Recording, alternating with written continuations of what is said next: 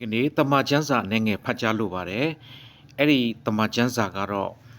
ဒေသနာကျမ်းအခန်းကြီး1အခန်းငယ်1မှ17ထိဖြစ်ပါတယ်ဖတ်ပြမယ်နော်ဒါဝိဒ်၏သားတော်ဓမ္မဒေသနာဆရာဖြစ်သောယေရုရှလင်မင်းကြီး၏စကားဟူမူကားအနတ္တတသက်ခတ်သိမ်းသောအရာတို့သည်အနတ္တဖြစ်ကြ၏လူသည်နေအောက်မှကြိုးစားအားထုတ်သမျှတို့၌အဘယ်အကျိုးရှိသနည်း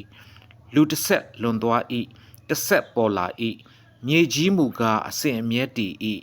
နေလဲထွက်လျက်ဝင်လျက်ထွက်ရာအရက်သို့တဖန်ပြေးလျက်တောင်လန်းသို့လိုက်၍တဖန်မြောက်လန်းသို့ပြန်လဲတတ်၏လေသည်လည်းအစဉ်လဲသွား၍လဲပြီးသောအရက်သို့တဖန်ပြန်၍လဲပြန်တတ်၏ခတ်သိမ်းသောမြစ်တို့သည်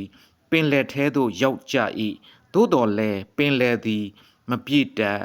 မြစ်ရည်သည်စီးထွက်ရာအရက်သို့တဖန်ပြန်သွားတတ်၏ခတ်သိမ်းသောအရာတို့သည်လူမပြောနိုင်အောင်ပင်ပန်းခြင်းနှင့်ရှင်ကြ၏မျက်စိသည်မြင်၍မကုန်တတ်နားသည်လည်းကြား၍မဝတတ်ဖြစ်ဖူးသောအရာသည်ဖြစ်လက်တန့်သောအရာနှင့်တူ၏ယခုပြုသောအမှုသည်ပြုလက်တန့်သောအမှုနှင့်တူ၏နေအောက်မှအသစ်သောအမှုအရာမရှိကြည်ပါအသစ်ဖြစ်၏ဟုဆိုရသောအမှုအရာတစ်စုံတစ်ခုရှိသလော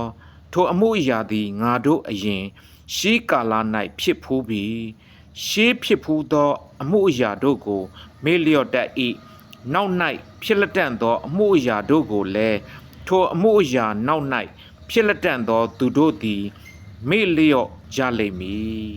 ဖတ်ကြားသောနှုတ်ကပတ်တော်အားဖြင့်အယောက်စီတန်းကိုဘုရားရှင်ကောင်းချီးပေးပါစေ